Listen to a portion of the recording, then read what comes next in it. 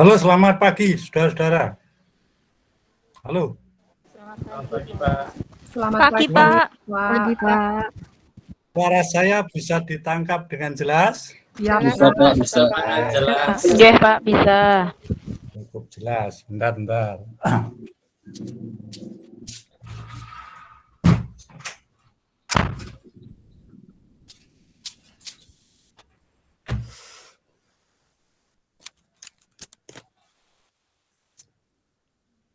Baik, ini selamat berjumpa dengan mahasiswa PPG Prajabatan. Wah, ini saya lihat face-nya masih muda-muda semua ini. Berbeda dengan yang dalam jabatan. Ini yang nampak di layar Saudara Harintian Abidin. Dari mana ini? Ya, Pak. Saya dari Balikpapan, Kalimantan Timur. Oh, Balikpapan. Saudari Anawati Susi Astuti. Iya, Pak. Dari mana ini? Saya dari Surabaya. Surabaya. Dulu saya anaknya Pak Narto, dosen walinya Pak Narto. Oh, gitu ya? Iya. Oh, iya. Saya ingat nama itu ya. Anawati. Sekarang ngajar di mana? Saya di Surabaya, Pak. Di SMP apa SMA? Di SMA. Saya di SMA. Oh, gitu. Ya. Lulus tahun berapa dulu saya lupa. Gimana, Pak? Lulusnya tahun berapa? Saya 2015. Ya, belum begitu lama. Ini ada saudara, fotonya kok nggak kelihatan ini. Romana Tile. Nah, dari mana ini? Halo Bapak, selamat Halo. pagi. Saya dari ND Selamat Flores pagi. NTT, Bapak. Oh, dari Flores Ya. NTT. Floresnya NTT-nya mana? Masuk dalam provinsi NTT. Oh, dekat dengan Ruteng? Jauh Bapak, beda kabupaten Bapak. Oh, dari kabupaten.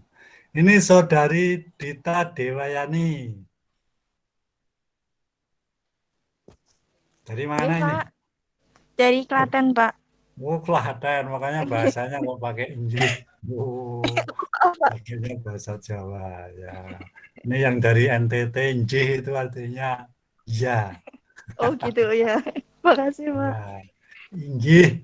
Inggih, mestinya inggih, kalau inggih. Oh, iya, Pak. Nah, itu disingkat atau inggih itulah. Itu artinya ya. Oh, itu yang dari NTT supaya ngerti. Yang dari Balikpapan juga. Saudara Alvin Hikmatiar. Ya, ini mana? Dari mana ini? Halo Pak, dari Kota Tasikmalaya Pak, Jawa Barat. Oh, Tasikmalaya, ya nggak terlalu jauh. Saudari Naila Jufa, fotonya nggak kelihatan. Ya, dari mana? Oke, halo, Pak. Assalamualaikum. Saya Naila Zulfa, Pak, dari Pekalongan. Oh, Pekalongan, ya dekat. Oke. Ini Saudari Novianti Risakota. Ya, halo Pak, selamat pagi. Oh ya, pagi. Dari mana? Perkenalkan saya dari Ambon, Maluku Pak. Ambon, Maluku. Wah, jauh juga ini. Ini bentar. Loh, ini ada 10 yang lain ini. Nggak bisa ditampilkan semua ini.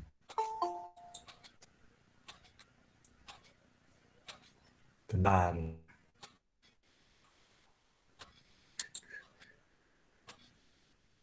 Caption of little thing.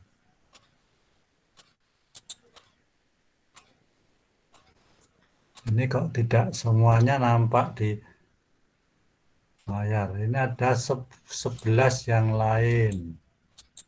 Oh, nggak bisa tampil. Ya udah, nanti kita sambil jalan. Setidak-tidaknya saya ngerti bahwa yang saya hadapi ini adalah calon-calon guru profesional yang berasal dari seluruh penjuru tanah air. Ya, artinya saya berhadapan dengan keragaman ya, keragaman daerah asal Anda. Nah, saya kan harus menyesuaikan itu ya. Kalau mungkin dari Jawa semua, barangkali saya bisa gunakan bahasa campur-campur, bahasa Jawa kadang-kadang gitu ya. Tapi ini dari seluruh Indonesia, kalau saya sok pakai ungkapan Jawa nanti nggak semuanya bisa ngerti nanti ya.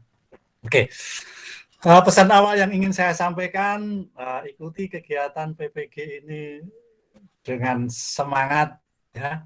Jangan lupa berdoa supaya Anda dapat ikuti kegiatan ini dari awal sampai selesai dengan lancar, sukses semuanya ya. Ya, kalau nama saya sudah tahu toh? Kan sudah ada di jadwal itu. Sudah tahu belum? Enggak ada ya di jadwal ya? Wonten Pak, di LMS sampun ada sama modulnya. Oh ya ya ya ya. Ya. Oke.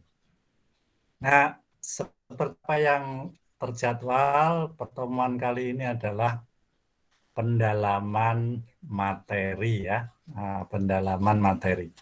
Anda sebagai calon-calon guru profesional di bidang PPKN ya, mesti harus tahu seluk-beluk PPKN itu apa ya. Perkembangannya bagaimana, isinya seperti apa, secara lebih lengkap, komprehensif, kompetensi apa yang diharapkan, tujuan apa yang dia, itu mesti Anda harus tahu ya sebagai calon-calon guru profesional ya bidang studi PPKN. Baik, walaupun kegiatan ini dilaksanakan tidak bisa tanpa tatap muka secara langsung, harapan saya tentunya tidak mengurangi makna dari kegiatan ini, tidak menyurutkan hasil dari kegiatan ini. Lalu apa yang diperlukan? Nah, terutama adalah Anda mengikuti kegiatan ini dengan semangat, dengan komitmen yang besar. Gitu ya. Jadi dalam keterbatasan di mana kita hanya bisa bertemu secara virtual, tapi kalau Anda memiliki semangat yang tinggi, semua harapan, semua keinginan, semua tujuan akan bisa tercapai dengan baik. Itu ya. Sepakat begitu ya? Iya, Halo? Bapak. Iya, Pak. Oke. Saya akan share screen dulu.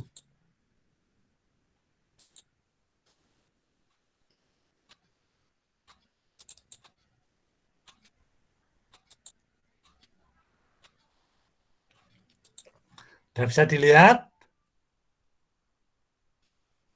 Belum, Pak. Belum? Oh, sudah. Sudah, Pak. Sudah Pak. Oh, sudah. Oke.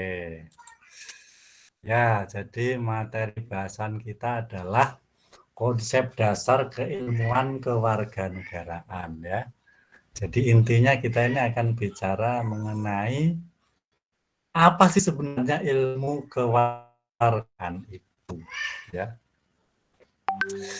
Baik, kita akan mulai dari slide yang pertama ya. Jauh sebelum adanya mata pelajaran atau bidang studi yang disebut dengan PPKN ya. Dulu itu waktu Pak Narto sekolah itu ada namanya pendidikan budi pekerti ya. Jadi yang ada di sana adalah pendidikan budi pekerti. Oleh karena itu maka ya sampai sekarang orang-orang tua sering mengatakan dulu itu waktu sekolah ada yang namanya pendidikan budi pekerti, sekarang kok sudah tidak ada ya. Sebenarnya bukannya tidak ada, akan tapi sudah bertransformasi menjadi ya sekarang PPKN itu sebagai pendidikan budi pekerti ya bagi peserta didik dalam konteks sebagai warga negara, ya. Nah, itu. Dari pendidikan budi pekerti, ya itu waktu saya SD dulu ingat saya ya. Nah, lalu waktu SMP itu ada yang namanya civic. Ya, jadi dulu itu ada pelajaran civic. Jadi pelajaran civic atau pelajaran kewarganegaraan, ya. Nah, bicara tentang pelajaran civic kewarganegaraan, ya pada waktu itu materinya lebih banyak pada aspek keilmuan dalam kehidupan kenegaraan itu ya. Nah itu jadi pendidikan kewarganegaraan.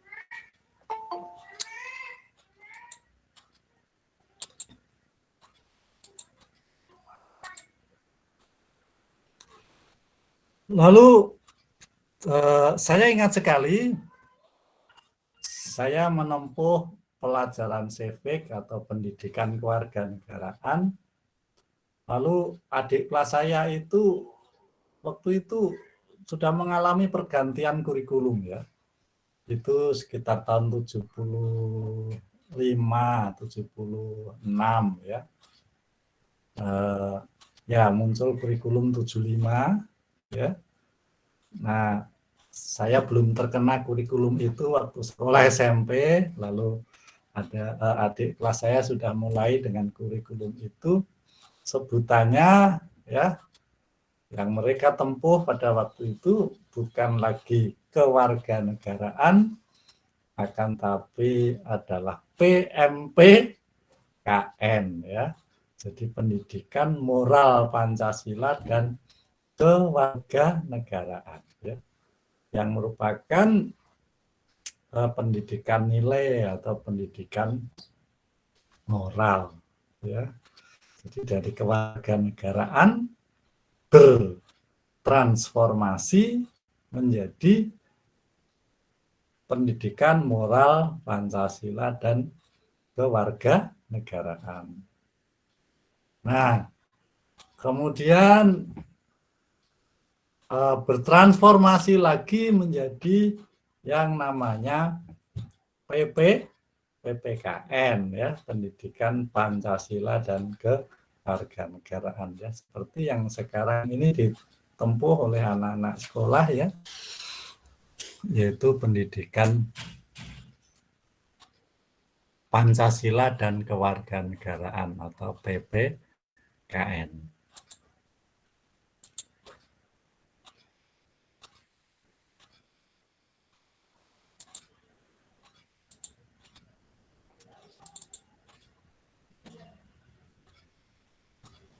Nah,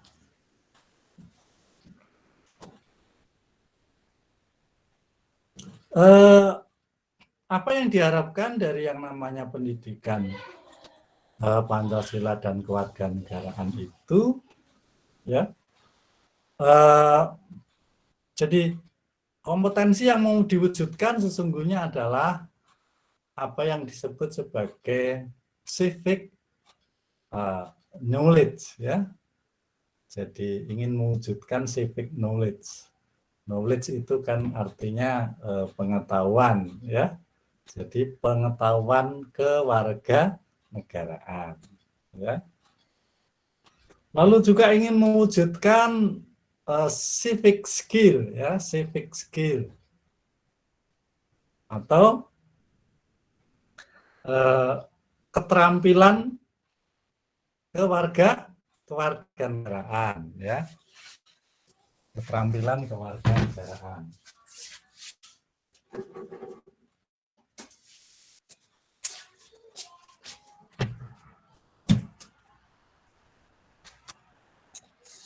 Lalu juga ingin mewujudkan civic disposition ya, civic disposition.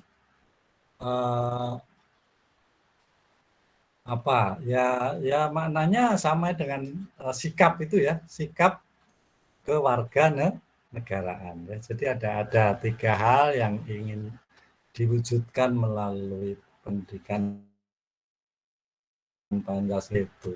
Civic knowledge, civic skill, kemudian civic disposition. Mungkin Anda bertanya, loh, kok di dalam kurikulum tidak ada itu dijumpai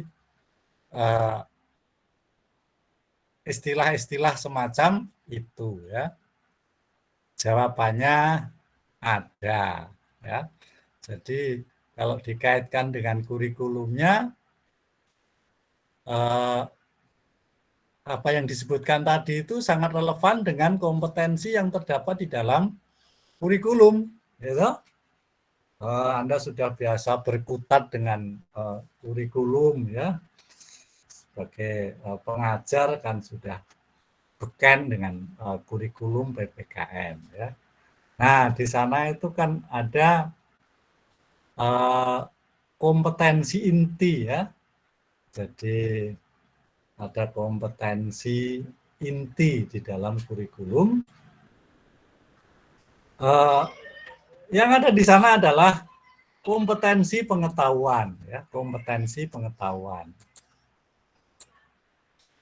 Nah, kompetensi pengetahuan itu ya sejalan dengan apa yang disebut sebagai civic knowledge ya. Jadi civic knowledge itu kalau dari dalam kurikulum adalah KI 3 yaitu kompetensi pengetahuan ya. Lalu ada civic skill ya, keterampilan kewarganegaraan. Nah, itu di dalam KI 4 ya, dalam KI 4 kurikulum kita kan ada kompetensi keterampilan ya, jadi civic skill. Lalu civic disposition ya, civic disposition itu terkait dengan K1 atau relevan dengan K1 dan K2 ya. Kompetensi sikap spiritual dan kompetensi sikap sosial. Nah, jadi klop ini ya. Jadi klop dengan kurikulum kita ya. Civic knowledge, civic skill, dan civic disposition. Ini klop dengan kurikulum kita, yaitu adanya di sana kompetensi pengetahuan, kemudian ada kompetensi keterampilan ya, dan kompetensi sikap ya. Ya, saya rasa cukup jelas itu ya, saya rasa cukup jelas.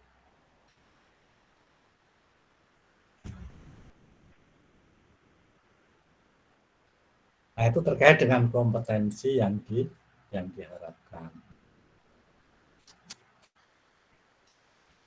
Lalu PPKN juga bisa dilihat sebagai pendidikan hukum ya, dan sekaligus pendidikan politik atau pendidikan demokrasi. Nah, saya ingin tanya dulu ini. Materinya sudah dibaca apa belum? Materinya di modul sudah dibaca apa belum? Sebagian sampai. Ya, mestinya harus sudah dibaca ya. Jadi sebelum Anda masuk ke pertemuan virtual ini ya, terkait dengan materi tertentu, modul tertentu. Ini gambarnya Saudara Novianti ini kok bisa miring itu gimana itu? Oh enggak? Nah itu ya. Jadi saya yang melihat kan jadi enak itu. Gambarnya kok begini. Ya, jadi sebelum Anda masuk ke pertemuan virtual ini mestinya Anda sudah membaca dulu modul yang sudah disediakan ya. Modul yang sudah disediakan itu coba dibaca gitu ya. Sehingga ketika kita ketemu melalui Google Meet ini ya langsung bisa connect ya, langsung bisa sambung ya, langsung bisa sambung. Oke, ya kembali ke tadi ya. PPKN sebagai pendidikan hukum dan pendidikan demokrasi. Ya seperti Anda ketahui bahwa yang namanya PPKN itu kan ditopang oleh aspek moral, kemudian aspek hukum, kemudian aspek politik, ya, bahkan juga ada aspek kesejarahan juga ya, tapi sekurang-kurangnya itu tadi ya, moral, hukum, politik, gitu ya. Nah, kita akan lihat PPKN sebagai pendidikan hukum dan pendidikan demokrasi ya. Di sini dikatakan bahwa PPKN sebagai pendidikan hukum itu dimaksudkan untuk menjadikan warga negara yang sadar hukum ya. Menjadikan warga negara yang sadar hukum. Ini yang salah satu tugas yang diemban oleh guru PPKN ini ya, supaya disadari itu ya.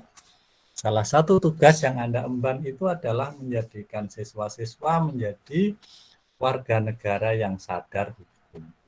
Sadar untuk mentaati peraturan hukum yang ada atau mentaati aturan main yang sudah disepakati. Jadi tidak melakukan pelanggaran hukum. Nah, di samping itu juga tidak suka main hakim sendiri ya dalam menyelesaikan setiap persoalan ya. Nah, itu wujud kesadaran hukum ya. Jadi taat pada aturan hukum yang ada ya. Tidak suka main hakim sendiri di dalam menyelesaikan berbagai macam persoalan. Nah, kalau di antara siswa ada masalah apa, lalu munculnya adalah tawuran antar pelajar, nah itu artinya mereka belum memiliki kesadaran hukum, ya, belum memiliki kesadaran hukum. Ya, mestinya apapun masalah yang timbul di antara mereka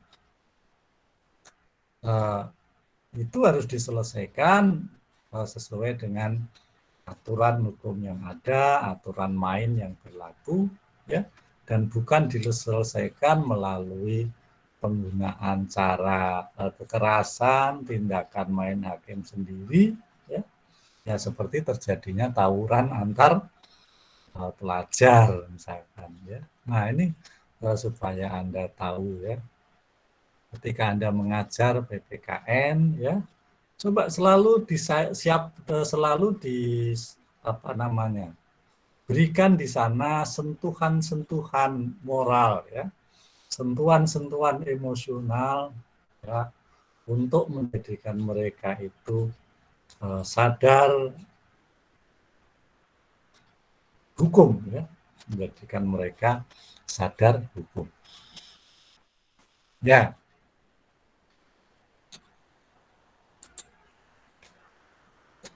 Lalu pendidikan Pancasila dan kewarganegaraan juga bisa dilihat sebagai pendidikan politik dan pendidikan demokrasi ya. Ya, jadi pendidikan politik dan pendidikan demokrasi. Sebagaimana Anda tahu bahwa era sekarang itu adalah era demokratisasi. Ya. Demokrasi itu menjadi sebuah kata kunci yang penting ya, yang diperjuangkan oleh setiap masyarakat ya, dengan harapan, dengan keinginan untuk bisa mewujudkan sebuah masyarakat yang demokratis, ya. Nah, apa yang diharapkan dari PKN itu sebagai pendidikan politik dan pendidikan demokrasi? Nah, ini ada 3 hal ini, ya. Jadi dari perspektif pendidikan politik dan pendidikan demokrasi, ada yang mau diwujudkan, ya. Maaf. Ada yang mau diwujudkan di sini yaitu civic intelligence, civic responsibility, dan civic participation, ya. Jadi PPKN ingin mewujudkan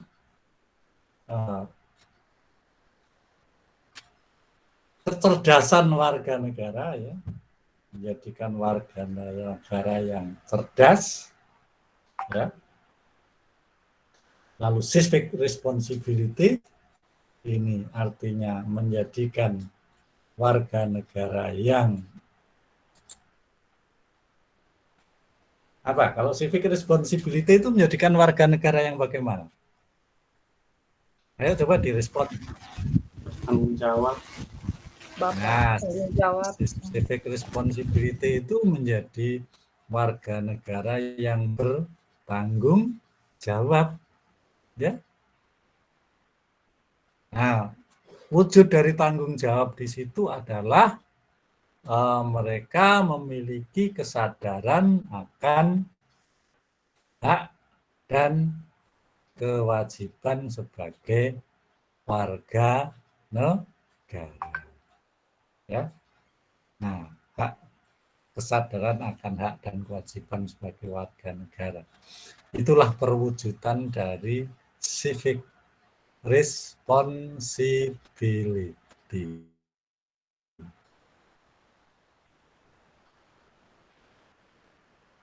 Lalu sebagai pendidikan demokrasi dan pendidikan politik juga diwujudkan, juga dimaksudkan untuk membentuk civic participation, ya, partisipasi warga negara, ya.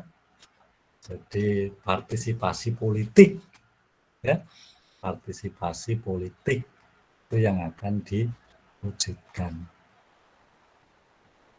Coba Anda ambil contoh partisipasi politik warga negara itu apa misalkan? Pemilihan umum ya, Pak. Pak. Gimana? Pemilu, Kak. Pemilu. Pemilihan umum. Tidak golput, Pak. Oh, tidak golput, ya.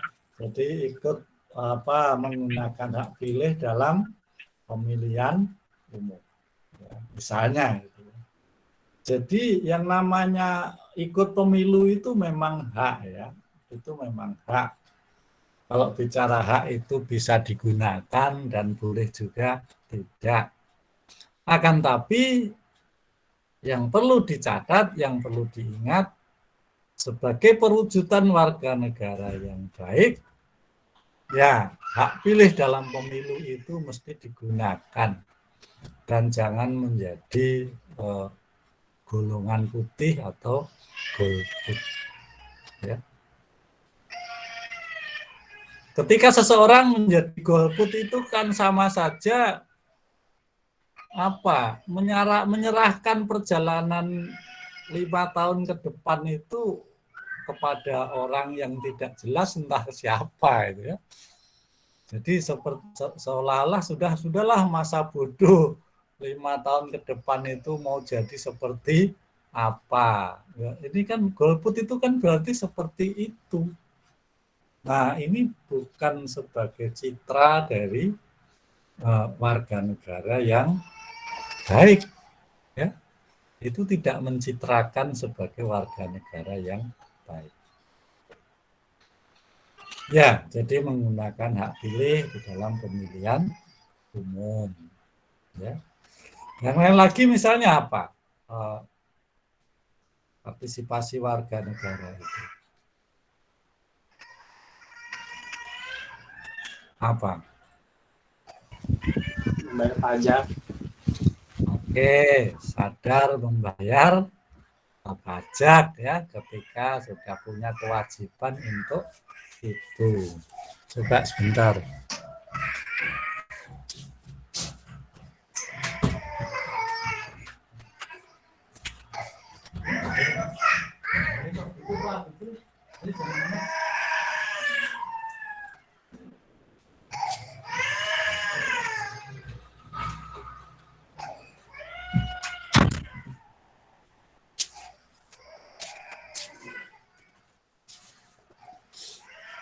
Ya, maaf ini karena saya zoom-nya dari rumah, jadi kadang-kadang kedengaran suara cucu saya yang sedang rewel, yang sedang menangis itu ya.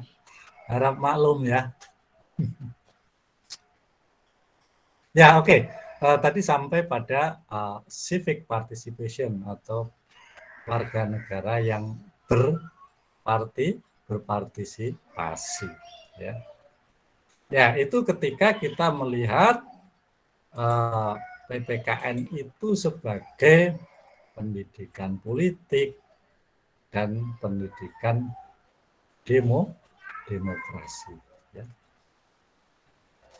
Ya, ini sesuatu yang penting ya. Ini sesuatu yang penting.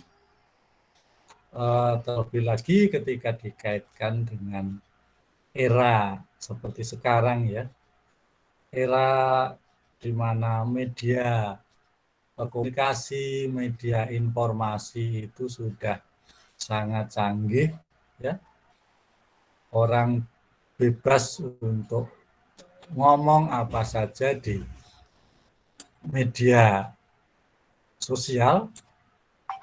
Orang bisa mengunggah apa saja di media.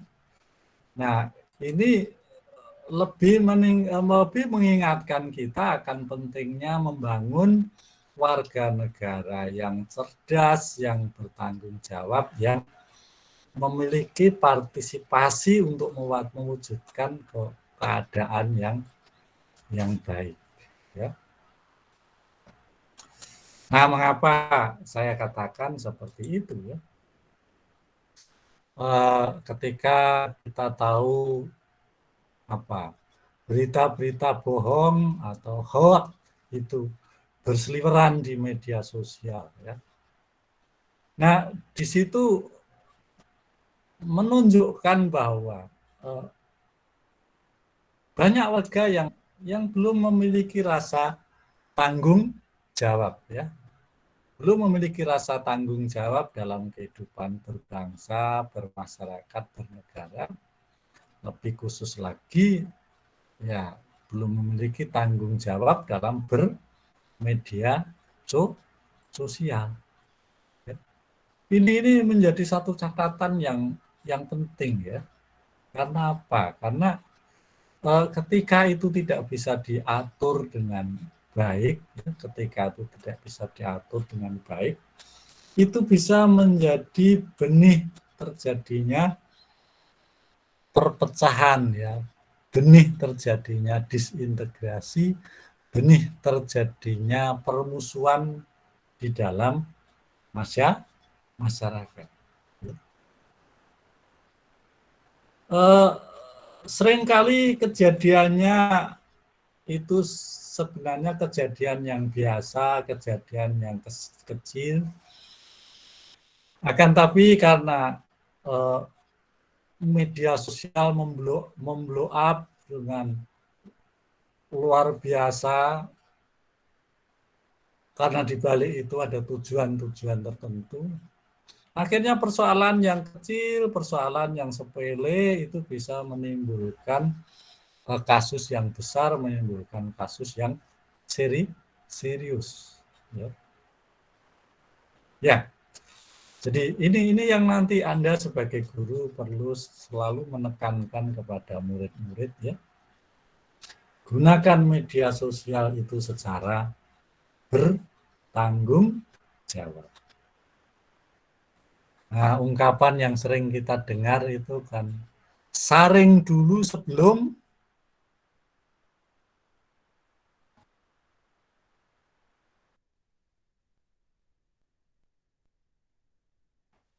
ya, sebelum informasi itu disebarkan ke masyarakat melalui media sosial. Ya. Ya, ada ungkapan bijak dari filsuf yang sangat terkenal ya, terkait dengan tanggung jawab dalam menyebarkan informasi. Nah, filsuf terkenal itu adalah Sokrates. Semuanya udah pernah dengar ya nama Sokrates ya? Filsuf Yunani kuno. Kira-kira ya 3 atau 4 abad sebelum Masehi. Loh, kan pada waktu itu belum ada medsos ya, tentunya apa yang dikatakan itu dalam konteks lebih umum ya, bukan kaitannya dengan medsos ya. Akan tapi konteksnya adalah kapan dan bagaimana informasi itu akan harus disebarkan atau tidak. Apa itu saran dari Sokrates? Mungkin sudah ada yang tahu. Apa sih yang perlu diperhatikan orang ketika mau menyebarkan informasi?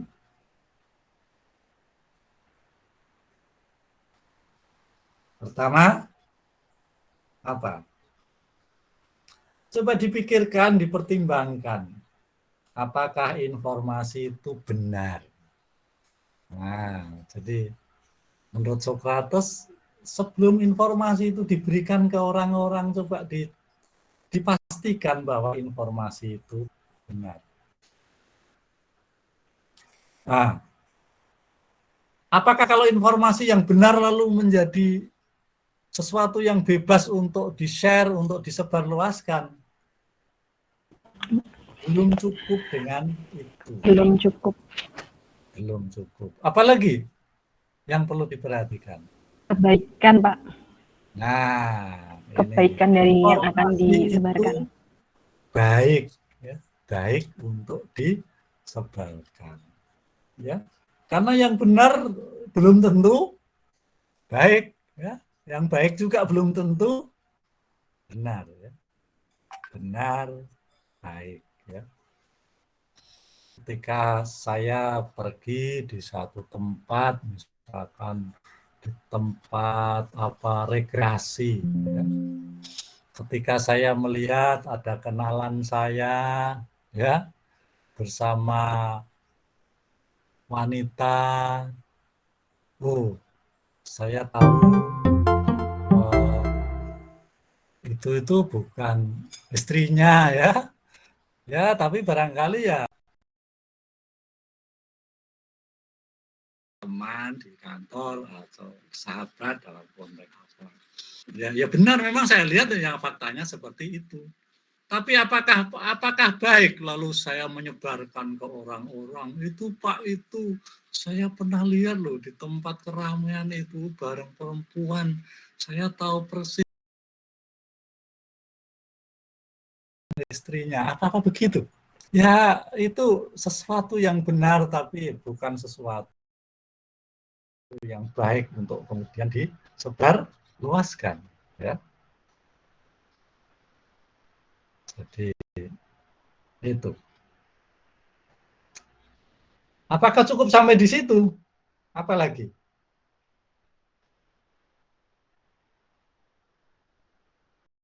Apalagi yang harus dipertimbangkan? Apakah informasi itu berguna atau bermanfaat, ya? Baik, jelas, benar, ya benar, oke. Baik, ya baik. Tapi ada manfaatnya apa tidak sih ketika informasi itu disebar? Kalau tidak ada manfaatnya ya buat apa, ya? Kalau tidak ada manfaatnya, buat apa? Kan hanya buang-buang tenaga, buang-buang waktu, atau buang-buang pulsa, gitu ya. Buang-buang tenaga, buang waktu, buang pulsa yang tidak ada manfaatnya. Nah, ini saya rasa nasihat yang sangat penting ya di era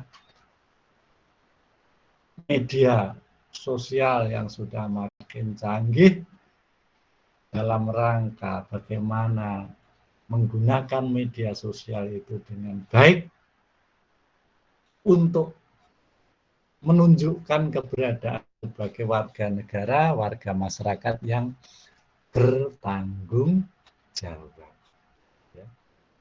Ya, sekali lagi saya secara khusus memberikan penekanan tentang itu terkait dengan civic intelligence, civic responsibility, dan civic participation. Ya. Karena itu yang sekarang itu sedang melanda dunia, termasuk melanda Indonesia. Walaupun kasusnya satu negara dengan negara lain beda-beda tergantung tingkat kesadaran masyarakatnya. Nah, kita ini termasuk masyarakat di mana berita hoax yang berseliweran itu sangat besar, sangat banyak atau sangat intens itu terjadi. Nah, coba sebagai guru-guru PKN ya di sekolah berusaha untuk ikut mengendalikan itu. Baik, mungkin ada yang mau disampaikan dari Anda, silahkan. Ada sesuatu yang mau disampaikan, coba. Ini pesertanya kalau lengkap berapa ya? Saya kok lupa. 20. Dia ngapa? 20 berapa? 22, Pak. Oh, cuma 22 ya? Oh, enggak lebih. Saya pikir 25 atau lebih gitu ya. 22 berarti ini sudah masuk semua. Berarti kurang satu ini. Ada yang mau disampaikan? Silakan.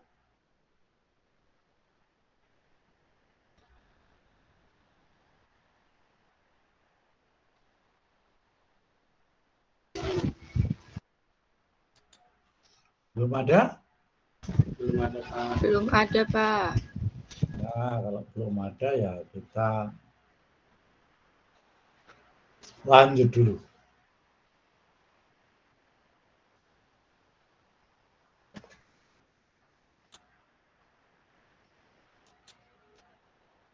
Prinsip pembelajaran PPKN. Nah, juga dikatakan PPKN itu sebagai bagian dari tradisi social studies ya. Nah, di luar negeri ya itu ada sebuah kajian ya dalam pendidikan yang disebut dengan social studies ya, social studies. Lalu kalau itu terjemahannya secara harfiah adalah studi sosial. Tapi kemudian bertransformasi menjadi nama pelajaran di dalam kurikulum kita itu adalah ilmu pengetahuan sosial atau IPS. Ya, saya rasa ini juga relevan untuk Anda ketahui ya. Kita ini kan mengenal ada yang namanya ilmu sosial ya, juga ada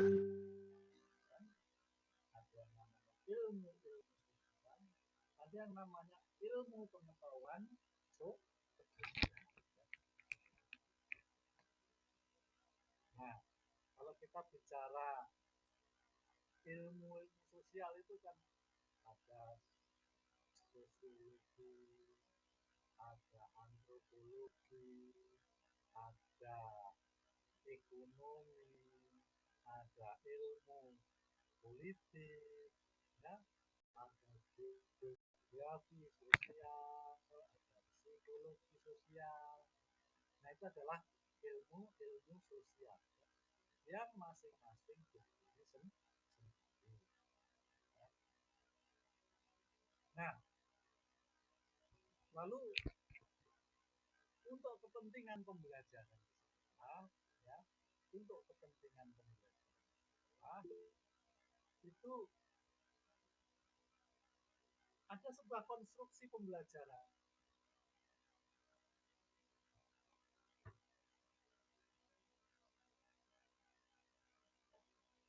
Tadi dari beberapa ilmu sosial diramu suatu paket materi untuk kepentingan pembelajaran di sekolah. Nah, itu yang kemudian disebut dengan IPS. Ya. Jadi IPS itu merupakan merupakan bidang studi di sekolah sebagai ramuan dari beberapa ilmu sosial. Ya. Mengapa diadakan itu? Pertama karena rasa-rasanya kalau anak sekolah, anak SD, SMP, dan itu belum saatnya untuk diajak ngomong atau diberi pelajaran sosiologi sendiri, diberi pelajaran ekonomi sendiri, diberi pelajaran antropologi sendiri, itu belum saatnya untuk. Lalu bagaimana? Ya, dibuat konstruksi bidang studi yang merupakan ramuan dari ilmu-ilmu sosial yang khusus disiapkan memang untuk kepentingan pembelajaran. Itu namanya ilmu pengetahuan sosial, ya, yang di dalamnya ada ekonomi, ada geografi, sejarah, ya. Itu kalau dalam kurikulum di Indonesia. Nah, dalam konteks yang lebih luas, ya, tadi ada istilah social studies, ya, social studies. Nah, pendidikan Pancasila dan kewarganegaraan juga bisa dikatakan sebagai bagian dari tradisi social studies. Jadi secara umum itu begitu, walaupun khusus di Indonesia IPS sendiri, PPKN sendiri akan, tapi sebenarnya juga memiliki kaitan yang sangat erat. Ya. Nah, sebagai social studies, di situ PPKN itu merupakan social studies sebagai citizenship transmission, ya, jadi transmisi kewarganegaraan, ya, lalu disebut dengan sebutan civic education atau pendidikan.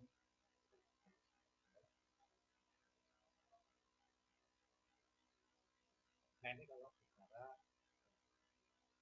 PPKN dalam konteks social studies. Nah, social studies sendiri sebagai social science, kemudian yang merupakan reflective inquiry, ya. Jadi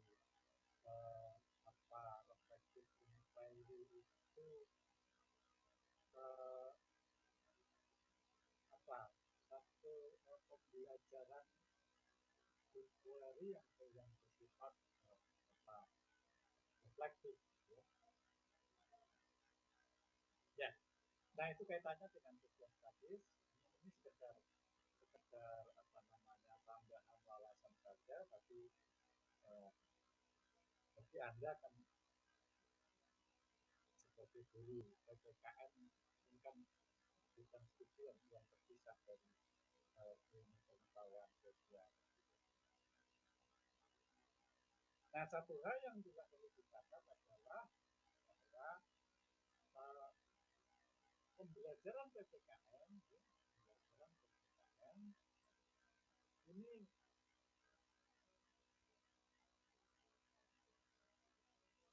menjadikan Pancasila sebagai prinsip utama. Pancasila sebagai prinsip utama dalam pembelajaran. Jadi apapun pertanyaan yang muncul, apapun masalah yang dihadapi,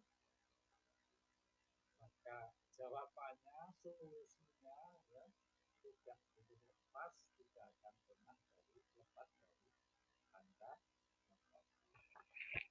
Ya. Ketika orang mempersoalkan demokrasi seperti apa yang harus diterapkan di Indonesia, ya tolok ukurnya adalah Pancasila ini. Ya. Nah, demokrasi yang berisikan sila yang keempat, ya, musyawarah untuk mencapai mufakat. Karena musyawarah untuk mencapai mufakat itu sebenarnya adalah merupakan pencerminan jiwa kekeluargaan, pencerminan jiwa kegotong royongan yang dimiliki oleh masyarakat Indonesia. Nah, itu kalau bicara soal demokrasi seperti apa yang harusnya diterapkan di Indonesia. Kalau ukur kita, ya, referensi kita, acuan kita adalah Pancasila, khususnya sila yang keempat, demokrasi kerakyatan, ya, sila keempat yang berupaya untuk mengambil keputusan secara musyawarah mufakat.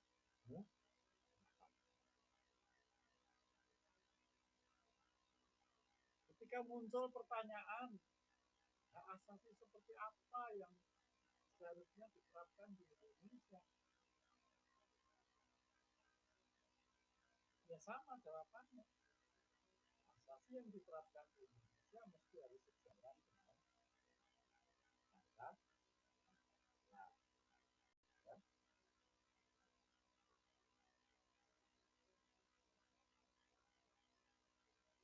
Oleh karena itu dikatakan secara hak asasi manusia di Indonesia, Pancasila itu adalah merupakan margin of appreciation. Ya. Kalau orang ngomong HAM di Indonesia ini,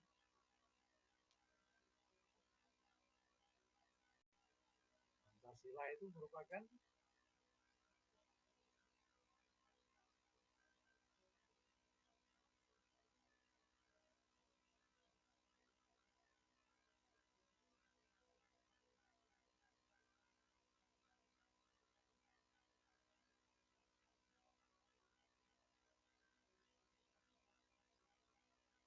margin of appreciation.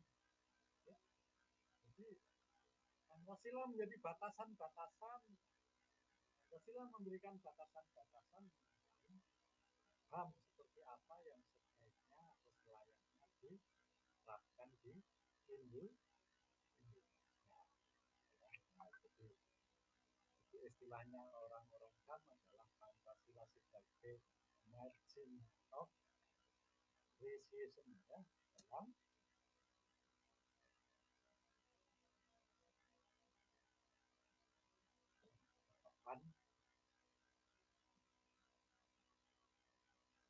jadi tidak bisa kita dituntut untuk melaksanakan hak asasi manusia, melindungi hak asasi manusia itu seperti apa yang ada di Amerika, apa yang ada di Inggris, apa yang ada di Prancis, berbeda dengan tersebut.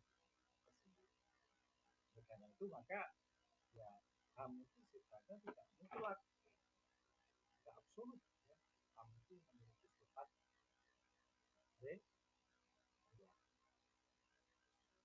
Oke, jadi itu tadi adalah ilustrasi untuk menekankan Pancasila itu merupakan prinsip utama, ya, dalam pembelajaran. Oke, apapun pertanyaan yang muncul Ya, larinya ke Pancasila. Sistem ekonomi apa yang diterapkan di Indonesia sebaiknya ya yang sesuai dengan Pancasila, yaitu ekonomi kerakyatan, ya, sebagaimana diatur di dalam pasal 33 Undang-Undang Dasar 40. Oke.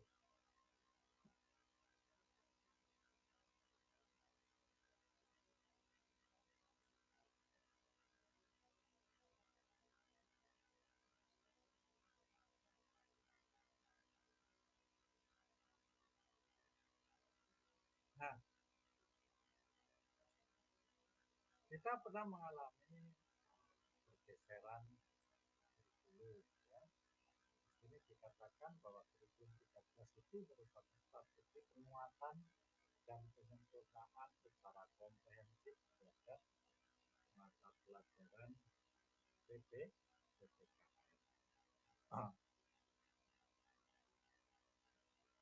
Lalu dengan kurikulum 2013 itulah mata pelajaran pendidikan kewarganegaraan PPKN menjadi pendidikan Pancasila dan kewarganegaraan.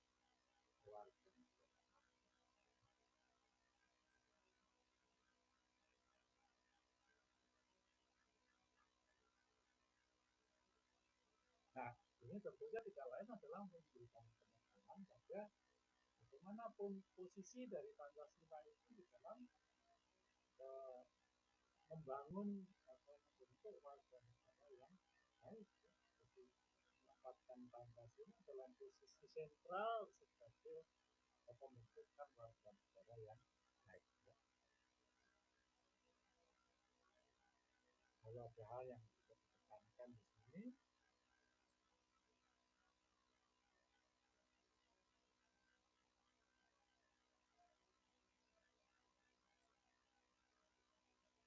PPKN sebagai mata pelajaran yang memiliki misi mengokohkan kebangsaan dan penggerak pendidikan karakter yang bersumberkan nilai dan nilai dasar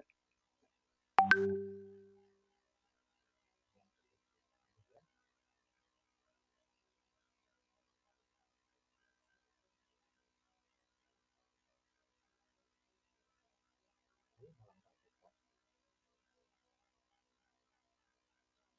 mengokohkan kebangsaan dan penggerak pendidikan karakter yang bersumberkan nilai dan nilai dasar.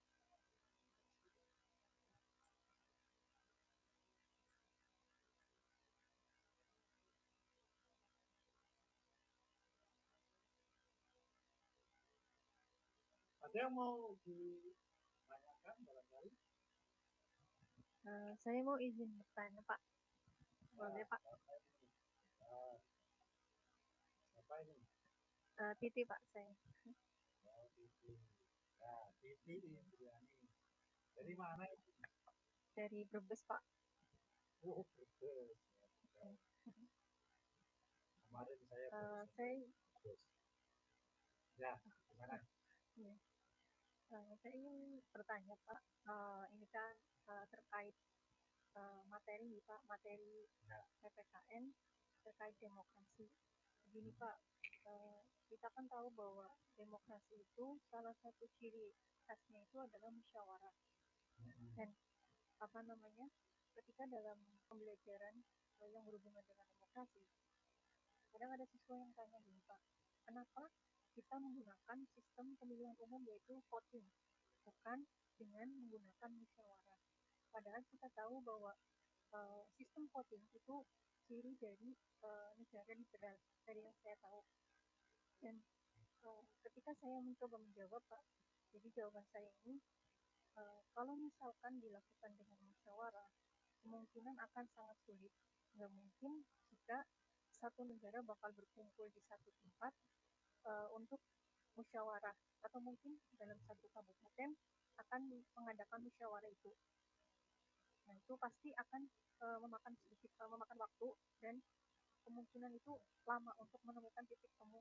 Maka salah satu cara yang tepat adalah ketika musyawarah sudah menemukan titik temu, maka yang dilakukan adalah menggunakan sistem voting. Nah, kadang saya itu merasa siswa itu puas dengan jawaban itu, tapi malah saya sendiri itu merasa kurang puas, Pak. Nah, itu untuk meyakinkan siswa agar lebih yakin gitu. Itu seperti apa Pak jawabannya yang tepat? Oke, saya rasa jawaban yang Anda berikan itu sudah bagus ya. Tapi lebih jelasnya lagi kan begini. Kita itu perlu membedakan antara bagaimana demokrasi itu harus diwujudkan, lalu bagaimana keputusan itu harus diambil, kan itu ya. Jadi bagaimana demokrasi harus diwujudkan, bagaimana keputusan itu harus diambil. Kalau bicara soal bagaimana demokrasi harus diwujudkan, ya tidak bisa tidak. Demokrasi langsung sudah tidak bisa dilakukan. Tidak mungkin seperti tadi Anda bilang kan, tidak bisa sekian juta orang, sekian ribu orang dikumpulkan untuk musyawarah, juga tidak mungkin. Lalu karenanya sistem demokrasi yang digunakan bukan demokrasi langsung, akan tapi demokrasi perwakilan. Sehingga ya sebagai pelaksanaan demokrasi ya memang harus ada pemilihan umum ya. Jadi bahkan bisa dikatakan pemilihan umum itu merupakan satu kondisio sine qua non ya, sesuatu yang harus ada ya, dalam sistem demokrasi ya. Pemilihan harus ada dan pemilihan umum harus ada dalam sistem demokrasi. Tapi Anda saya rasa juga sudah menjawab, intinya kan semua. Nah, soal voting ya, soal voting itu sebenarnya kan soal bagaimana keputusan itu diambil dalam sebuah rapat. Nah, dalam demokrasi Pancasila, ketika orang-orang rapat untuk mengambil keputusan, itu tidak bisa kok. Saudara-saudara, kita akan mengambil keputusan apakah anggaran kita mau kita pakai untuk bangun jembatan atau bangun jalan. Lalu, ayo siapa yang setuju untuk bangun jalan, tunjuk jari. Ayo siapa yang setuju untuk bangun jembatan, tunjuk jari. Lalu yang lebih banyak mana itu nanti yang terlaksana. Itu yang tidak benar ya. Jadi mengambil keputusan tiba-tiba dengan menggunakan itu yang tidak benar. Lalu apa sebaiknya? Musyawarah ya, musyawarah bicara satu sama lain, dari saling memperhatikan argumen masing-masing ya, saling menghargai pendapat satu dengan yang lain. Lalu kemudian gimana ini sebaiknya? Oh, ternyata dari pembicaraan bareng-bareng tadi yang lebih penting untuk dibangun terlebih dahulu adalah jembatan misalkan ya. Akhirnya itulah jembatan yang dibangun berdasarkan musyawarah. Karena sesuatu itu diputuskan dengan musyawarah, maka kan tidak ada yang merasa menang, tidak ada yang merasa kalah. Tidak ada yang menang, tidak ada yang merasa menang dan merasa kalah. Tapi semuanya merasa bahwa pendapat, pikiran, pandangannya dihargai, lalu kepentingannya juga terakomodir. Itulah demokrasi Pancasila. Nah, ya benar memang ketika musyawarah benar-benar tidak bisa dicapai, lalu kemudian menggunakan voting atau pemilihan ya intinya seperti itu. Jadi Apa yang Anda kemukakan dengan pertanyaan tadi saya rasa sudah pas ya. Jadi, kalau soal pemilu itu ada atau tidak ada itu adalah terkait dengan bagaimana demokrasi itu harus diwujud. Tapi kalau soal musyawarah atau voting, persoalan bagaimana keputusan itu mesti harus diambil ya, untuk kepentingan bersama. Ya, begitu ya. So, dari Titi India. Ada hal lain yang mau disampaikan? Lain juga, barangkali. Ya.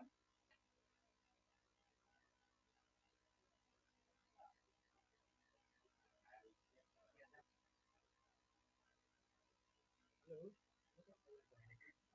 Dari saya tidak, Bapak. Ada. Sementara kita lanjut dulu. Ada slide ya.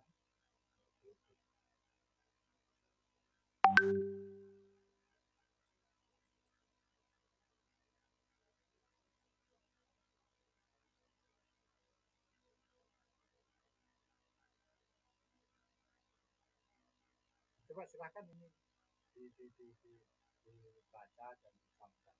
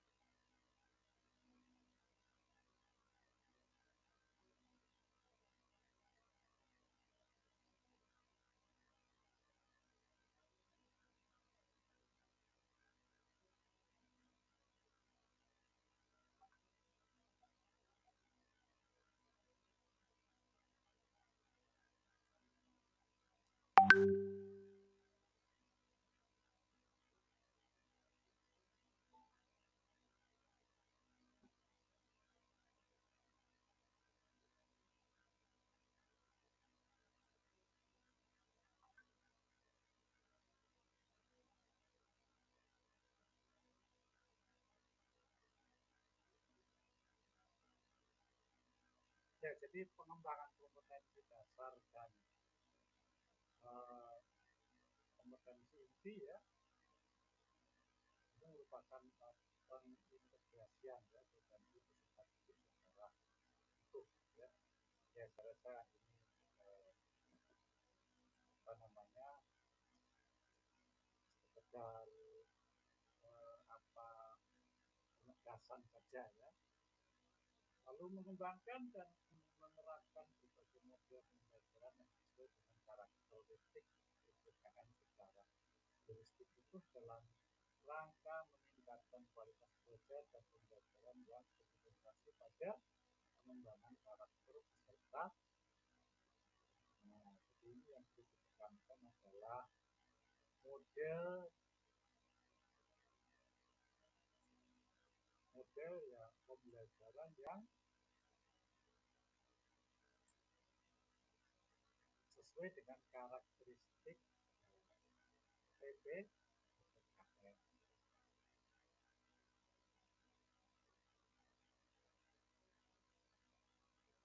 Yang utamanya berorientasi pada pengembangan karakter. Ya ini memang menjadi satu problem utama ya, problem utama tentang keberadaan PPKN. Yaitu bagaimana dengan PPKN itu benar-benar bisa menyasar pada pembentukan karakter peserta didik. Nah ini sepanjang waktu ini selalu menjadi persoalan dan didiskusikan, jangan diseminarkan. Ya. Karena apa? Karena ya dengan PPKN itu mestinya yang terbentuk dalam diri siswa bukan hanya soal pengetahuan saja, ya. Bukan hanya soal pengetahuan tentang hidup bernegara, tentang apa lembaga negara, tentang pemilu, tentang demokrasi. Akan tapi lebih dari itu adalah terjadinya internalisasi dalam diri peserta didik. Ya, terjadi internalisasi. Artinya nilai-nilai itu tertanam dalam peserta didik sehingga kemudian diberikan dalam sikap dan perilaku sebagai warga negara yang baik.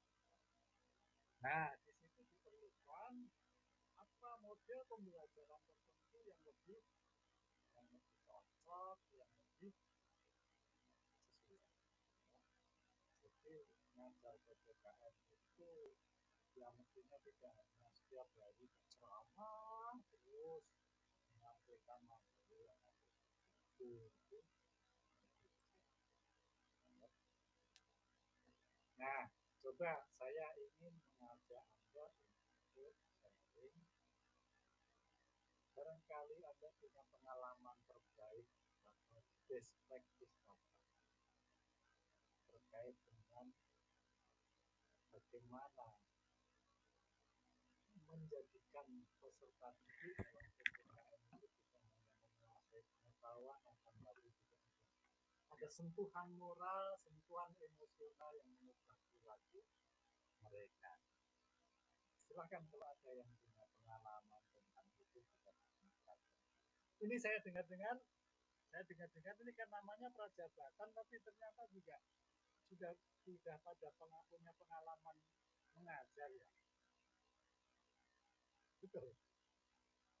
Betul, Pak. Betul, Pak. Betul, Pak. Sarjana pendidikan langsung mengambil ini kan tidak, memang sudah pada memiliki pengalaman mengajar. Nah, silahkan barangkali ada pengalaman terbaik apa yang bisa Anda temukan.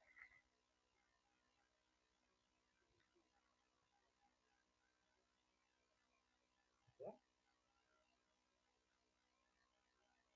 Atau coba Anda izin saya boleh, Pak? Anda renungkan dulu sebentar, ya. Anda renungkan dulu sebentar. Kira-kira apa itu pengalaman apa yang pernah Anda punya?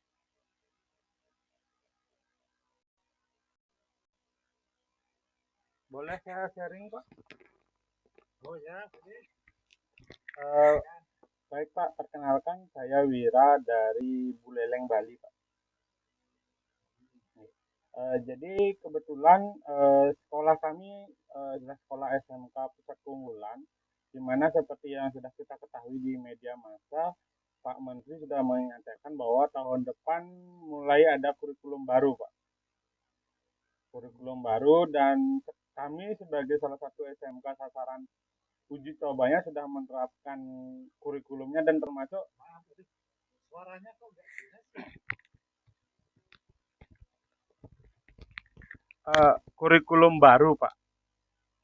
Jadi kami di sekolah kami sudah diuji cobakan dan bahkan sudah berjalan 6 bulan. Di mana nanti mata pelajaran PPKN akan disederhanakan, Pak, kembali.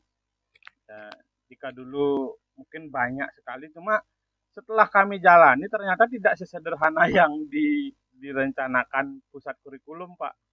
Jadi jika awalnya idenya hanya memberikan materi terkait 4 pilar kebangsaan, di mana ada Pancasila, Undang-Undang Dasar 1945, kemudian NKRI dan Bhinneka Tunggal Ika, kemudian guru-gurunya mengembangkannya sendiri. Namun dalam kenyataannya kami tetap diberikan target pencapaian yang sangat banyak, bahkan lebih banyak daripada kurikulum sebelumnya, sehingga ya yang katanya disederhanakan tetap juga banyak gitu, apalagi di SMK di mana PPKN mungkin kami menyadari bahwa anak-anak itu fokusnya adalah di praktek, bukan ke mata pelajaran teori dan sikapnya. yang ingin mungkin sekaligus bertanya Pak, kan ini dari SMP nanti Pak, dari SMP semua materi PKN akan disederhanakan menjadi 4 di 4 pilar itu, cuma nanti akan berbeda isi-isi materinya. Jadi mudah-mudahan dengan sharing seperti ini kami juga mengetahui bahwa ternyata eh, tujuan-tujuan PPKN itu seperti apa yang dulunya sudah kami dapatkan di S1 di pendidikan sarjana, kami di PPG juga lebih ke praktisnya dan lebih ke profesionalnya Pak, sehingga kami dalam mengembangkan materi itu bisa lebih leluasa lagi Pak. Mungkin seperti itu. Terima kasih. Oh, ya. Jadi ini terkait dengan wacana untuk jadi ya menyederhanakan PPKN menjadi mata pelajaran yang kontennya isinya adalah 4 pilar itu ya. Iya Pak, sudah.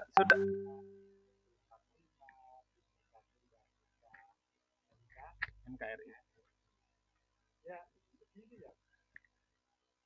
Sebenarnya ketika dikatakan disederhanakan dengan 4 pilar, ya 4 pilarnya sendiri sebenarnya itu cakupannya kalau dikembangkan juga sangat luas.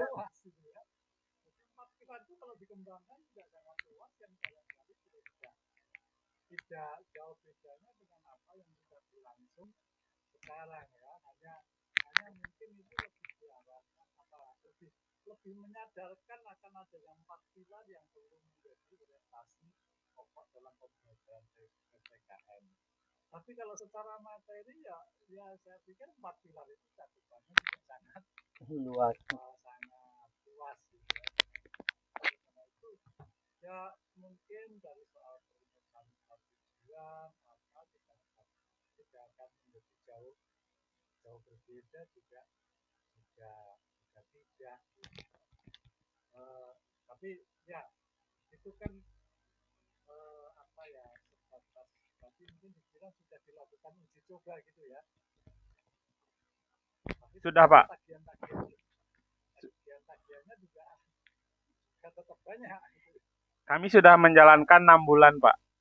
Bukunya sudah ada, bahkan 1 semester itu di kelas 10. Ngajarnya di mana Pak? Ngajarnya di mana? Di SMK Pak, SMK Negeri 1 Sukasada. Di Buleleng, Bali Pak. Oh, di Buleleng Bali. Ya. Kurikulum ini udah diuji. Masih uji coba itu ya. Ya. Di sekolah-sekolah penggerak Pak diuji cobanya. Jadi teman-teman yang di sekolah penggerak sudah menjalankan ini 6 bulan, nanti tahun depan rencana seluruh sekolah katanya Pak. Cuma bagaimana nanti? Bagaimana nih implementasinya? 1 semester memang cuma 2 Pak. 1 semester. Jadi semester seperti sekarang materinya hanya Pancasila dan Undang-Undang Dasar 1945. Tapi di Pancasila itu dibagi lagi 7, Undang-Undang Dasar dibagi menjadi 8. Jadi ya tetap banyak juga. Ya, ya, itu begitu saya mendengar itu tanggapan saya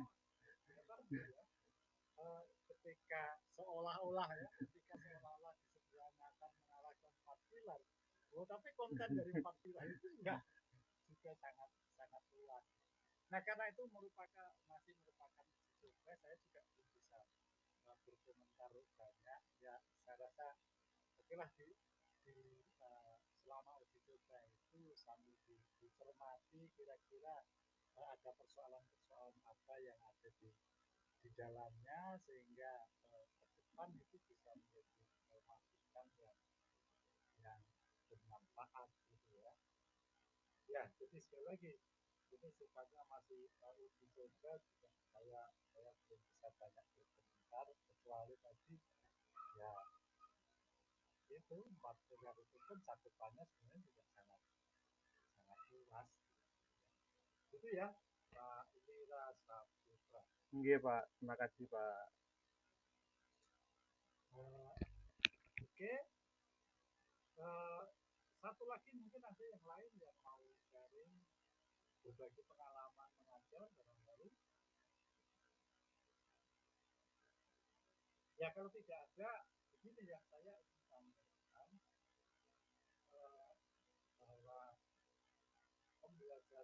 PPKN ini ya walaupun mata pelajaran yang lain juga perlu. Jadi pembelajaran PPKN dalam rangka pendidikan karakter, dalam rangka pendidikan ini memang menuntut guru yang lebih memiliki kreativitas dan daya inovasi yang tinggi dalam pembelajaran. Nah, melalui PPG inilah Anda akan dibentuk untuk itu antara lain adalah dengan bahasan mengenai pembelajaran yang inovatif ya, pembelajaran yang inovatif artinya ya pembelajaran yang bukan hanya dari itu ke itu sebagaimana yang biasa terjadi di sekolah, akan tapi ada inovasi-inovasi pembelajaran yang bisa dilakukan supaya benar-benar bisa mewujudkan pembelajaran sikap melalui PPKN. Nah, terlebih lagi sekarang ini kan konten-konten yang bisa dicari di media itu kan sudah sangat banyak, dan itu bisa dipilih untuk menghadirkan sesuatu yang lebih menarik, yang lebih memberikan sentuhan moral kepada siswa-siswa di sekolah. Misalkan menampilkan video, ya, menampilkan video dengan cerita-cerita yang unik, yang ya dulu itu kan pernah ada ya di tayangan itu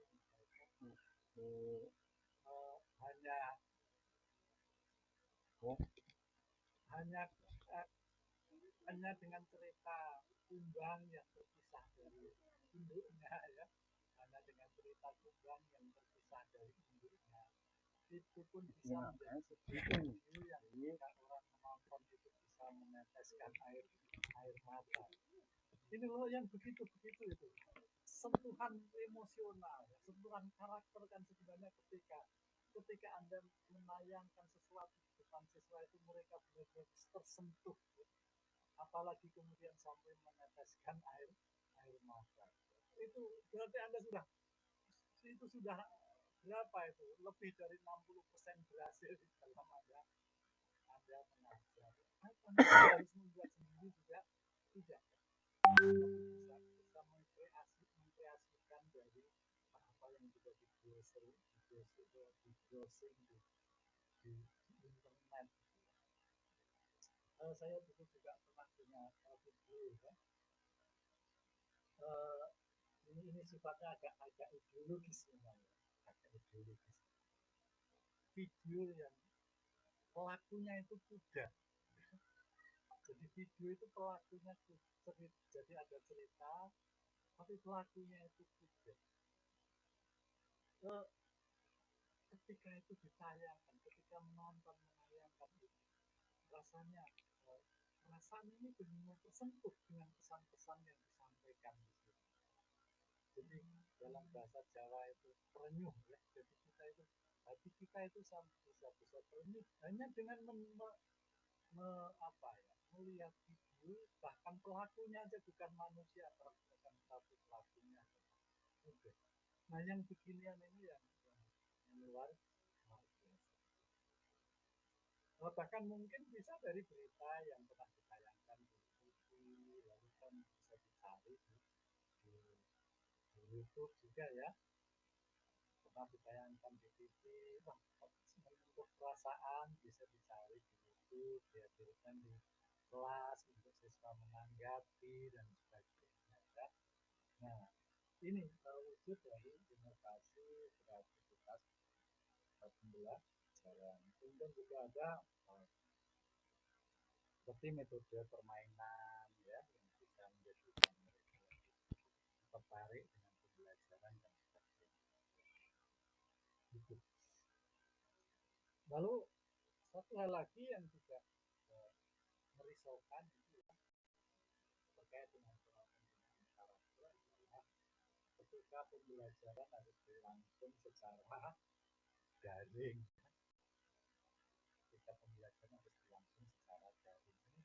Pertanyaan besar yang muncul adalah kalau pembelajaran secara daring itu lalu pembentukan sikapnya bagaimana gitu ya. Nah ini yang juga menjadi problem di sekolah.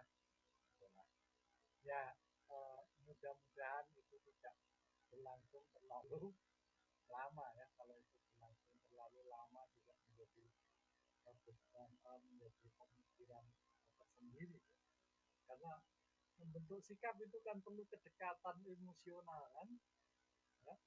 Kedekatan emosional itu bisa dibangun ya kalau bisa ketemu langsung, bisa bicara dari hati ke hati ya.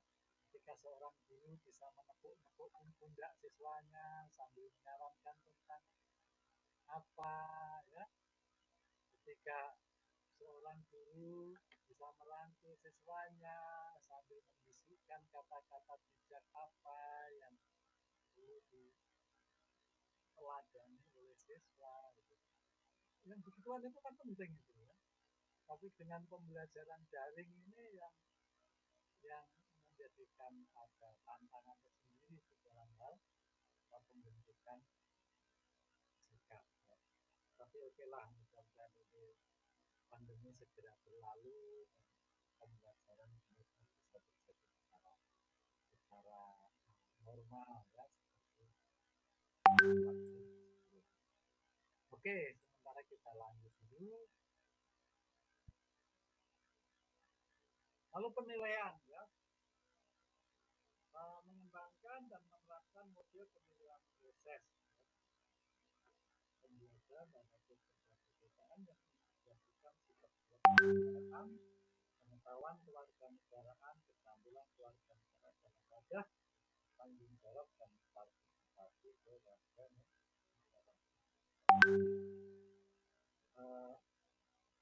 Melalui PPG ini nanti Anda juga dituntut untuk membuat perencanaan evaluasi ya, membuat perencanaan evaluasi yang benar-benar bisa mengukur aspek pengetahuan, aspek keterampilan, aspek sikap.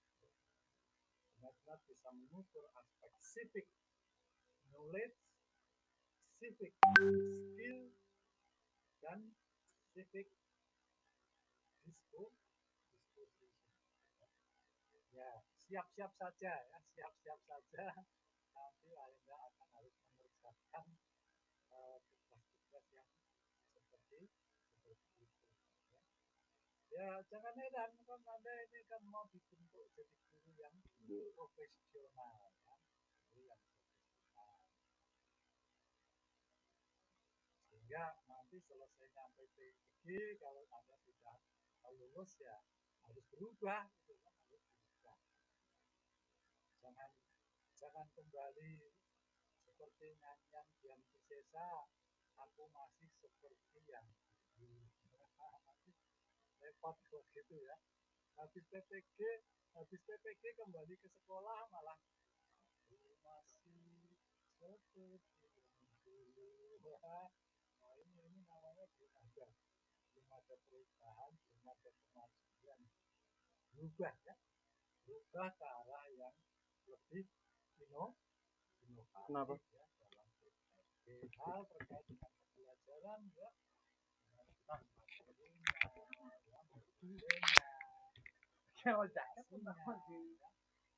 metodenya, pemilihan. Nah, sekarang ini yang selalu ditekankan adalah penilaian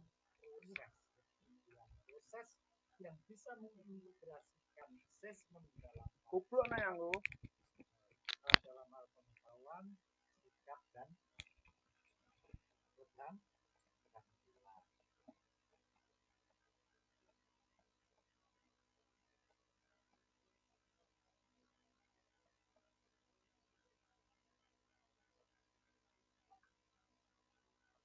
Ya, nah ini tujuan PPKN mengembangkan potensi berbagai dimensi keluarga.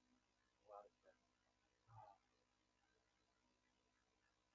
pengetahuan kewarganegaraan, sikap kewarganegaraan, keterampilan kewarganegaraan, keteguhan kemajuan kewarganegaraan, komitmen kewarganegaraan, dan kompetensi kewarganegaraan.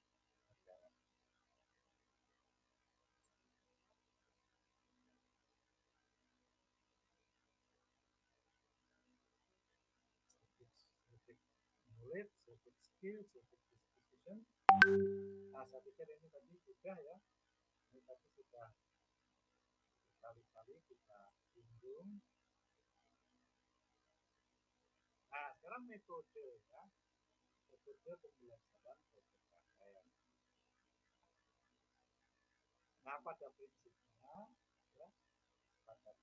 ya, metode pembelajaran PPKN mesti harus ini mendorong partisipasi pelajar yang mendorong partisipasi pada prinsipnya bagaimana siswa itu diminta untuk didorong untuk bisa ya. Walaupun itu sebenarnya bukan pemikiran yang baru ya, itu sudah cukup lama juga ya. Sudah dipikirkan sejak beberapa dekade belakangan ya. Lalu mempunyai sifat-sifat inquiry. Apa sih sifat inquiry dalam pembelajaran itu?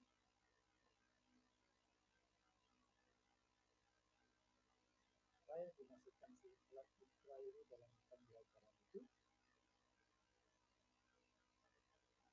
Sudah sering dengar, Pak? Metode inquiry atau pendekatan inquiry. Penyelidikan bukan Pak? Nah, penyelidikan. Jadi pembelajaran inquiry itu yang seperti apa?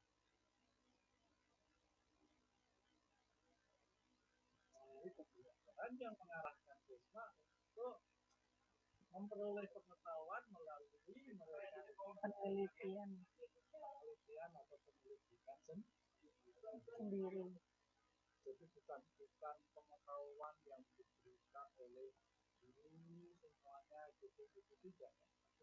Biarlah siswa berusaha untuk melakukan penyelidikan agar bisa menemukan pengetahuan sendiri. Ya.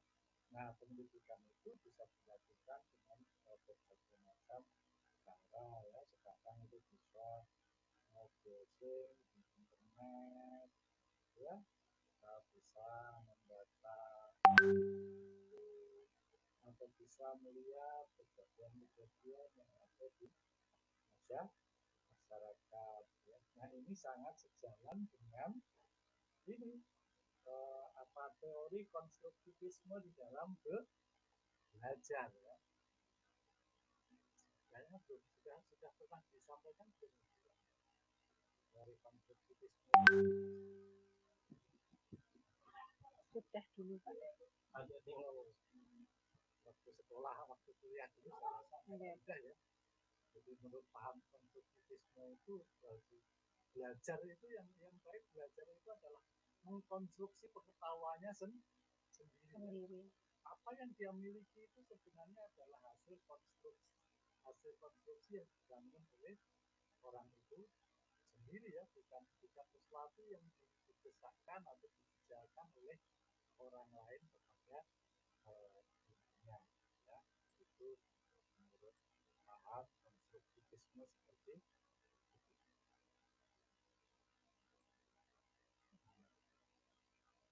Nah, lalu juga pendekatan pemecahan masalah. Nah, ini juga yang nanti akan menjadi penekanan dalam PPB ini ya. Pembelajaran berbasis masalah. Pembelajaran yang berbasis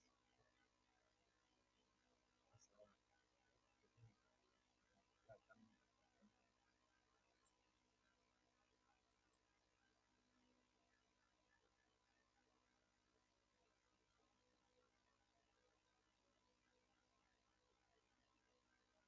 Nah, ini konsep kajian keilmuan kewarganegaraan yang dilandaskan pada Pancasila dan Undang-Undang Dasar 45.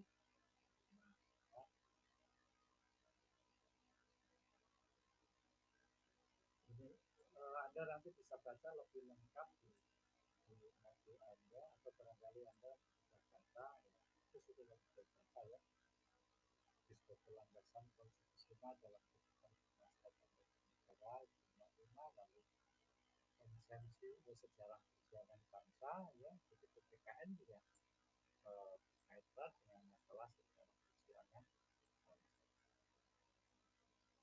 Lalu kewarganegaraan yang berbineka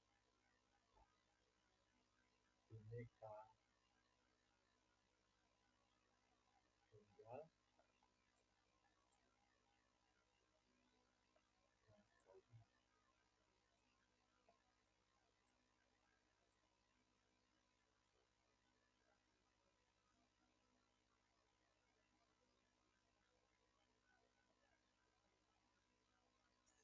Baik.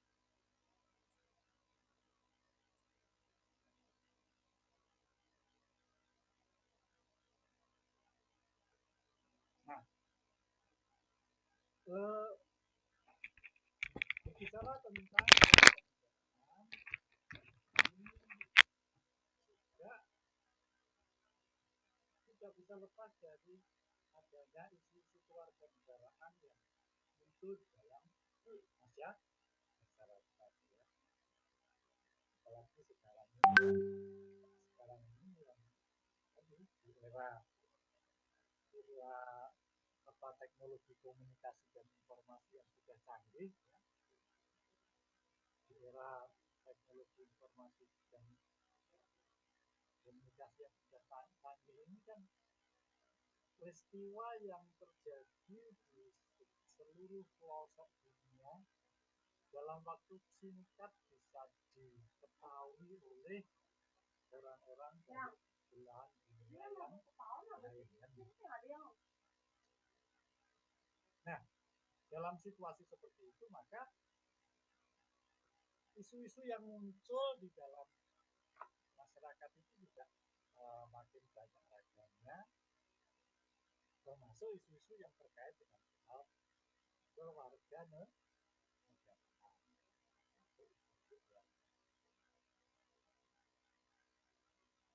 Ya, jadi perkembangan teknologi informasi ini dampaknya luar biasa, ya. Jadi teknologi informasi makin berkembang itu di masyarakat juga makin banyak isu, gitu ya. Karena apa? Karena setiap apa yang terjadi di berbagai belahan dunia itu bisa ditangkap oleh orang dari tempat yang lain. Ada isu-isu penting terkait dengan kewarganegaraan, ya. Ada isu dalam konteks lokal, ya. Apa isu-isu dalam konteks lokal? Nah, ini terkait dengan soal apa ya, etnosentrisme, ya, soal ras, soal kesukuan, ya. Nah, ini dalam konteks lokal, ya. Jadi gesekan-gesekan yang muncul di media sosial, ya, sering menimbulkan isu-isu yang bersifat etnosentrisme, ya. Itu isu yang terkait dengan aspek etnis. Lalu isu kewarganegaraan dalam konteks nasional, ya. Nah, isu dalam konteks nasional itu, ya, seperti masalah separatisme, ya, ada bagian wilayah yang ini untuk apa namanya memisahkan diri, ya. Kemudian adanya perilaku diskriminatif, adanya kelompok masyarakat yang terpinggirkan atau termarginalisasi, ya.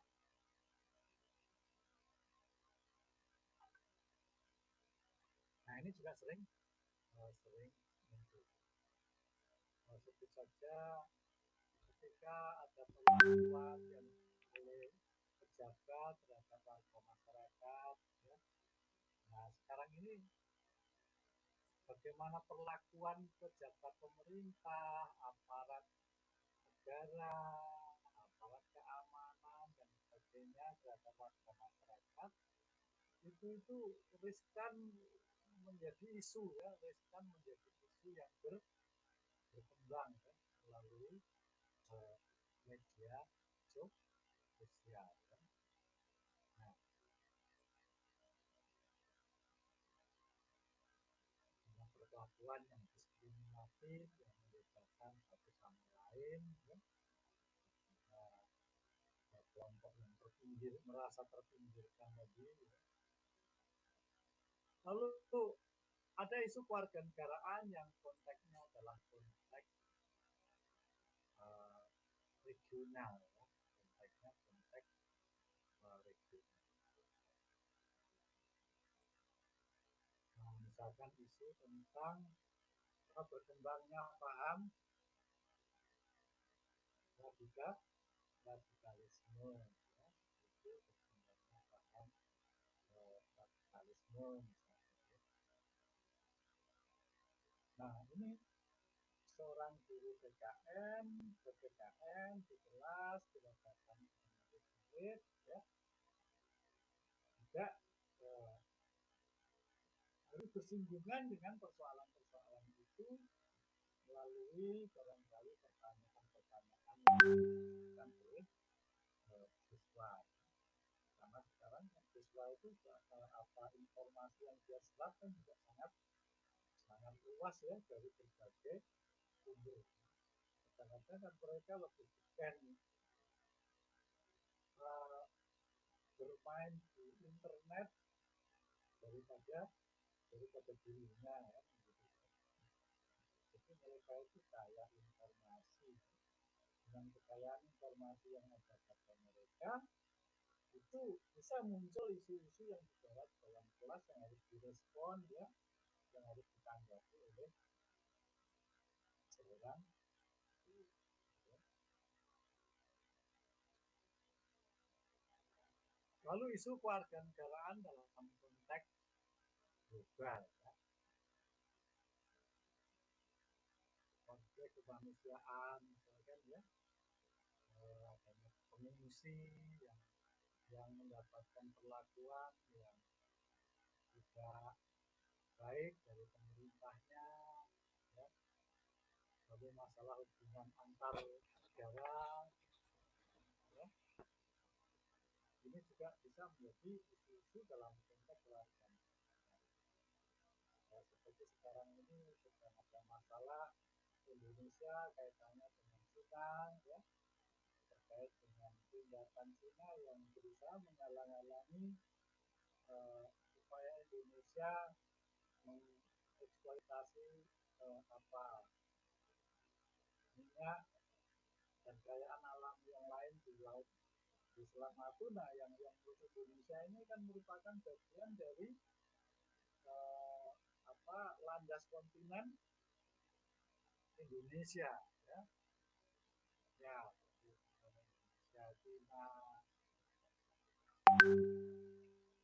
ancaman atau keamanan, suasana kondisi secara global, konflik HAM dan juga ini masalah pengungsian tadi. Jadi isu dengan era globalisasi ini kan juga memunculkan isu-isu global, ya. Jadi di era globalisasi ini juga muncul isu-isu global. Banyak persoalan-persoalan dalam negara yang tadinya dianggap sebagai urusan dalam negeri negara yang bersangkutan, sekarang ini menjadi isu yang mendapatkan kepedulian dari negara-negara luar. Apa itu isu-isu global? Isu tentang demokratisasi, isu tentang keterbukaan, isu tentang HAM, isu tentang lingkungan hidup. Ini adalah isu-isu global yang mengedepankan juga beberapa dekade yang itu juga tidak bisa lepas dari kajian kewarganegaraan. Ya, saya rasa itu ya bahasan kita mengenai apa namanya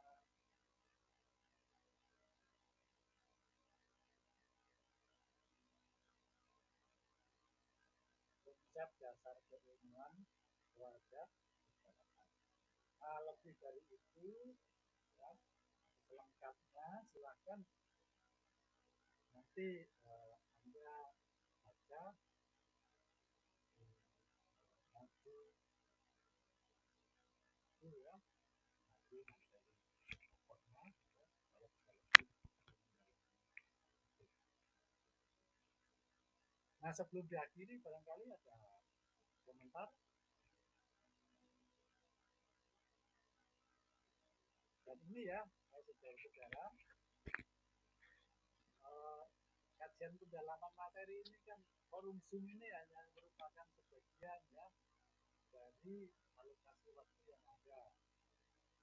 Bagian yang lain adalah Anda juga mempelajari secara mandiri ya melalui bahan-bahan yang sudah ada. Nah, besok masih ada lagi Zoom.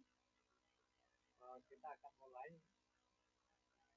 Gimana? Anda lebih suka mulai agak siang jam 10 itu apa lebih pagi?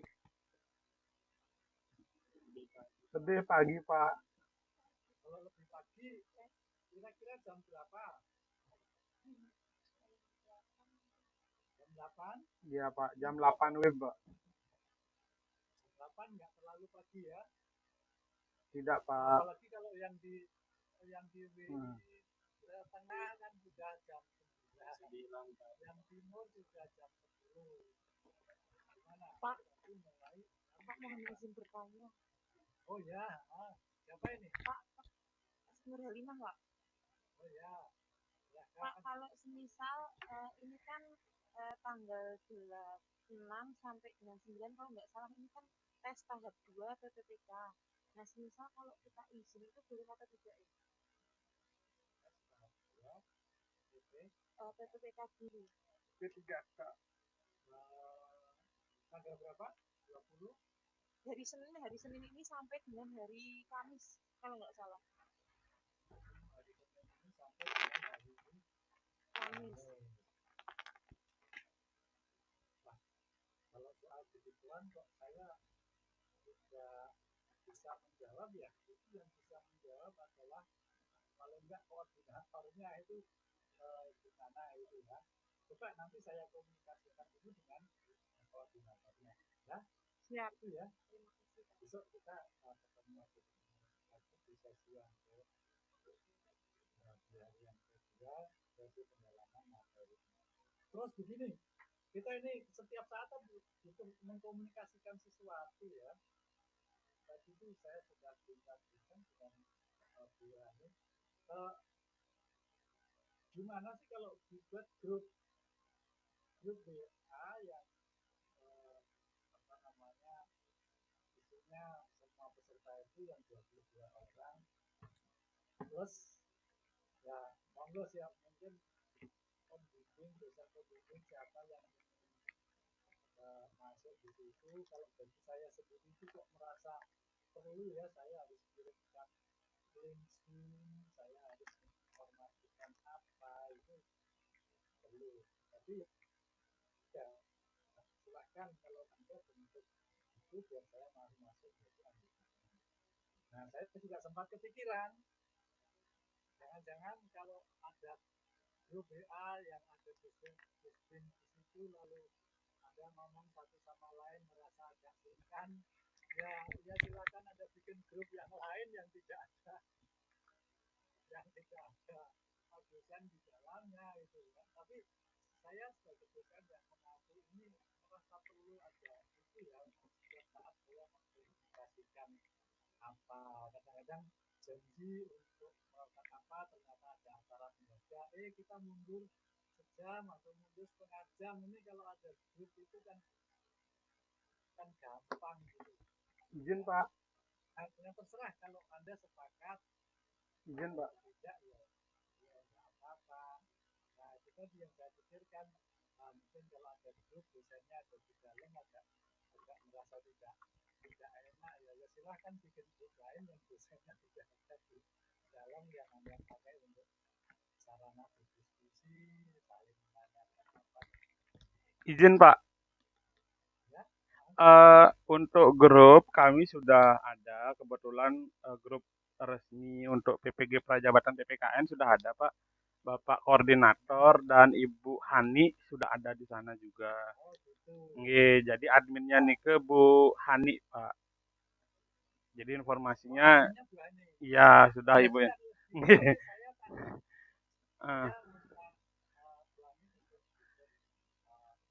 masuk di situ kalau memang dibolehkan untuk menggabung di situ, biar atau bisa jadi barangkali saya menginformasikan sesuatu harus lewat di Hani, ya mungkin gitu ya. Ya sudah kalau begitu, kalau memang sudah ada ya. Ya, jika Bapak berkenan mungkin langsung ke Bu Hani Pak, karena kan kami nggak istilahnya sungkan untuk mengajak Bapak Ibu dosen karena kan takutnya kami setiap hari ada diskusi di sana, ada informasi. Mungkin kalau memang pas ampuannya, mapelnya atau mata kuliahnya belum selesai kan memang bisa, tapi kalau sudah selesai kan takut mengganggu Pak. Jadi mungkin ke Bu Hani Pak. Iya. Ya sudah, saya Nggih. Bu Hani kalau Nggih, biar biar silaturahminya lebih bagus juga Pak kayak karena kan kita setahun nanti. Nggih. ya. Oke, sudah tidak ada yang berkomentar. Kalau sudah tidak ada, sementara ini kita cukupkan dulu ya Google Meet kita. Saya juga akan segera beralih ke Zoom yang lain yang terkait dengan kegiatan yang beda lagi ini.